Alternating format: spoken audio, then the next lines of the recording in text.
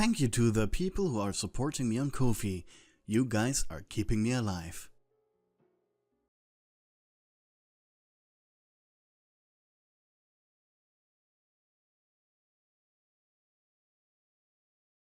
In the world of heroes existed many rules, and also just as many unwritten ones. These rules were mostly based around honor and discipline. Like if a villain surrendered, it was regarded as dishonorable to continue beating them until knockout. But one of these unwritten edicts was never get hurt to the point where you needed to go to Koichi Hospital. The rule was established because of you and your quirk. Your power allowed you to heal anyone with a few exceptions. For example, you could not heal permanent damage, like a crippled limb or a severed spine. But you could heal flesh wounds, illnesses, even burns or acid injuries, when they weren't too old. If this world had been fair to you and your patients, this would be the end of it. You'd be a sought-after doctor just by having your ability, become rich, and single-handedly become the favorite medical practitioner of the planet for the rich and famous and important. And best of all, you didn't even need to study for it. But you weren't, because of one fatal flaw of your quirk. And today, the 23-year-old pro-hero Bakugou Katsuki would experience it firsthand. It was 5 p.m. when a single simple grocery store robber got a lucky shot on him. The criminal didn't even have a quirk, and this guy managed to hit the pro into one of his vital organs.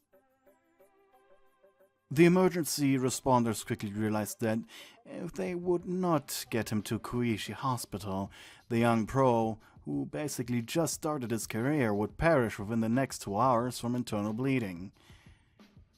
Going in and out of conscious during the ride, one of the responders joked, "It's early for a guy like this to go there." The other snorted, but put up a hand. Be professional. Bakugou had heard whispered rumors that, in all honesty, he didn't really care about. His pride forbid him to acknowledge the possibility of ever being hit. Bakugou's entire body was screaming with pain, and he was breathing quick, panicked breaths. And he blinked. He could swear it was only for a second, but it was as if he had been teleported. In reality, though, the blood loss had knocked him out. Bakugou found himself strapped down in a sterile-looking operation room. He was still in immense pain, a movement hurting more than 1,000 needles. But also, Katsuki could feel his life slipping. He was getting weaker by the second. You had been sitting in your office, chewing on a pastry, when your emergency beeper went off. Immediately you rushed to grab it. The code appeared on the small screen. Emergency surgery. While most doctors or surgeons went through medical school, had degrees, were making loads of money, you didn't. You weren't even making a lot of money. In fact, up until that one time, your quirk went off by accident during an incident you had with your car. You had hit a child. You lived a fairly boring life. Hell, you had been living in your parents' apartment and worked at the local fry me taco. To your understanding, your quirk was nothing good up until that day, making you probably the least trained doctor in Japan, while at the same time also one of the best and feared. Not knowing really how hurt your next patient would be upon arriving, you ran as fast as your little legs could. Seeing you rushed past a few of your now colleagues, a few snickered and whispered, one clearly saying, "What a poor fucker." You understood by now that that wasn't directed at you, but whoever was your patient. You barred into your emergency room with a heavily beating heart and completely out of breath. Girls as little as you just weren't made for running.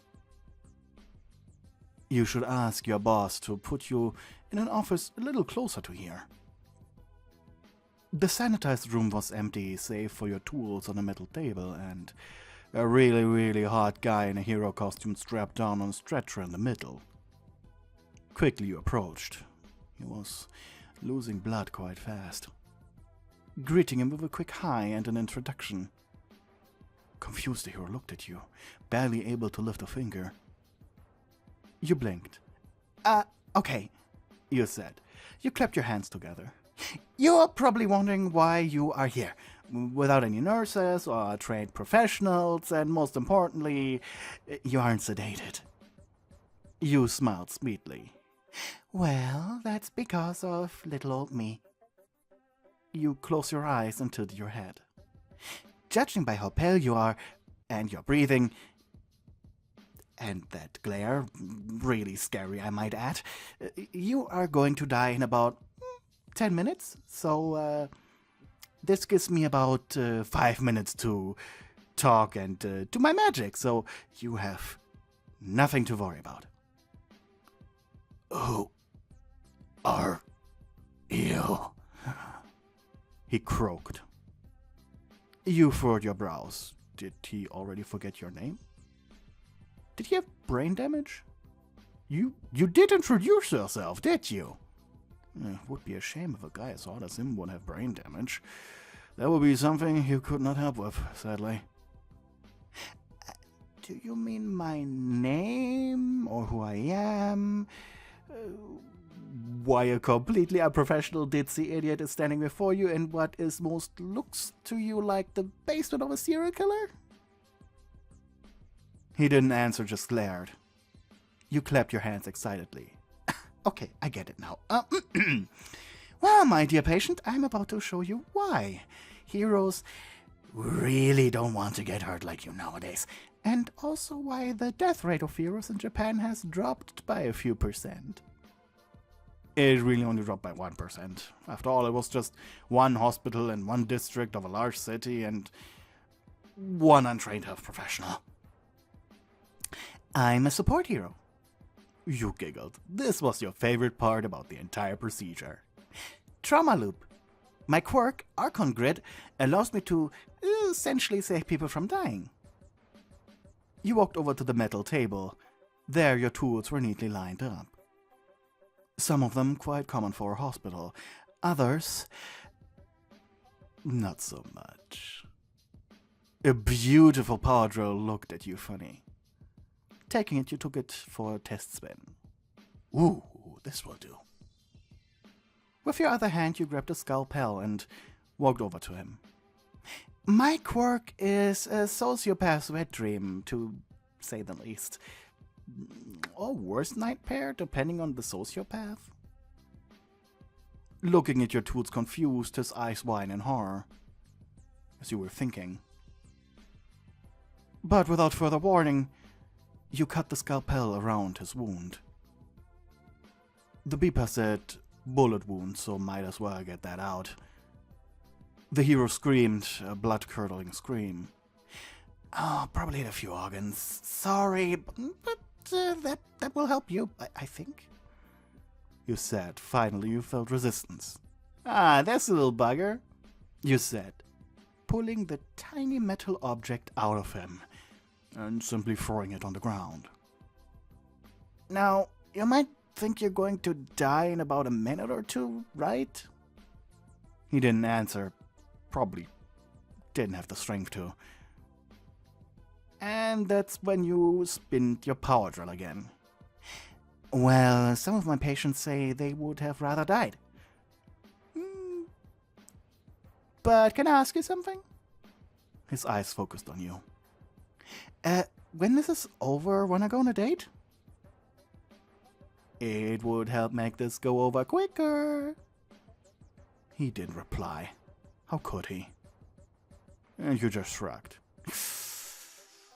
Guess I just remind you.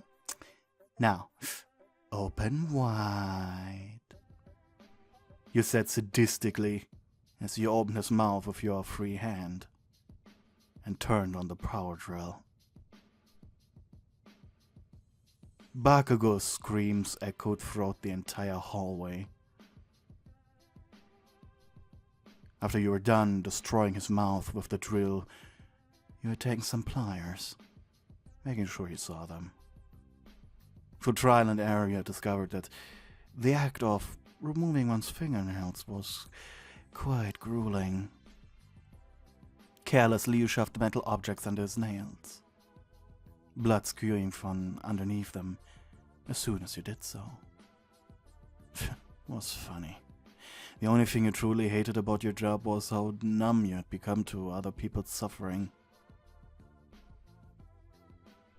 Your quirk, Archon Grid, was a macabre joke of nature. It allowed you to heal all wounds as long as one person, well, as long as they were fatal, and the person was as close to death as possible.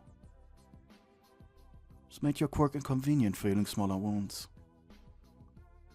While Bakugou was going to die, the pain this wound inflicted was not enough.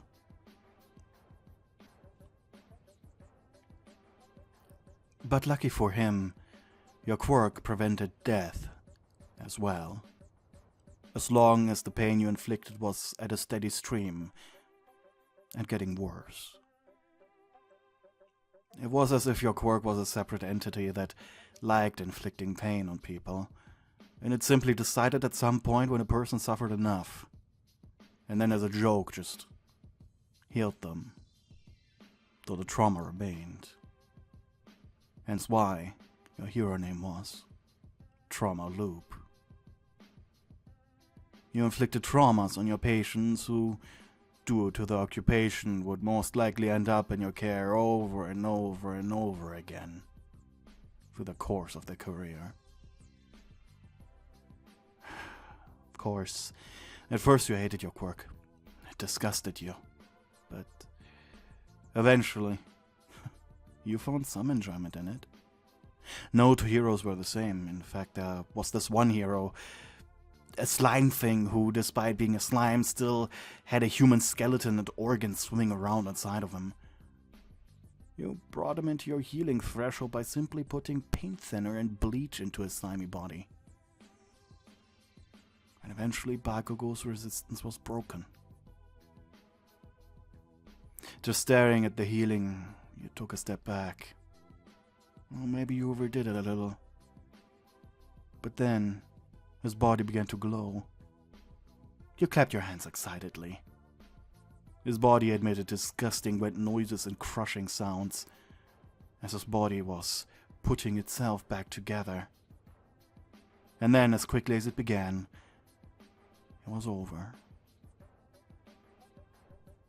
Your clothes were covered in an endless flow of red, with the exception of himself, but he was healed. You skipped closer to him.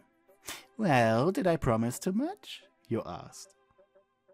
He looked around himself, confused. He never felt better in his life before. It was like waking up from a very long nightmare, only to then realize you were in a mansion with a money pool and 10 naked supermodels in your bed ready to follow your every order. You know, waking up from a nightmare into the best dream possible. What an oddly specific feeling, he thought. Bakugou looked at you in disbelief. Just 20 seconds ago he had given up on life. Maybe that's what caused the healing. "Don't worry, PTSD should only hit you whenever you see a hospital, or get injured in the future." He exhaled.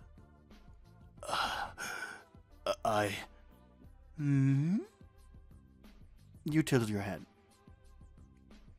I don't... He was feeling so excited he could barely talk. When you put that drill in my mouth, I wanted to rip your throat out. You shrugged. I actually hear that a lot. I can imagine. You put a hand on your chin and smiled as you leaned on the operation table next to his face. You're taking this quite well. I'm proud of you. I have a lot of questions. Go ahead. He leaned his head back, staring at the ceiling. As it's embarrassing. This happened before. He was a guy after all. Oh, let me guess, you're wondering why, your heart down there? His eyes widened. Don't worry, you're not a masochist. Now, that feeling of being healed, that's the reason. It should leave in about 10 minutes. He looked away. What? You huffed, and then remembered. One particularly previous patient. Some handsome, sadly married pervert with balls for hair.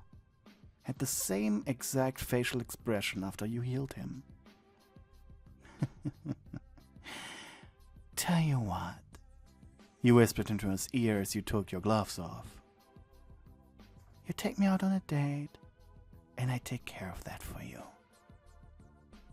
His head turned to face you. You could tell by his twitching mouth that he knew he could decline, but his monkey brain refused to say the magic words. Instead, he simply said, You mean it? Without answering him, your hand snaked towards his groin where his tent stood. It was hospital policy you weren't allowed to take off pants or do anything to the special area after another hero, some mutation quirk user with pink skin, complained you shoved nails up her... You know what. Oh, don't worry, Bakugou. This time, I'll be gentle. You whispered.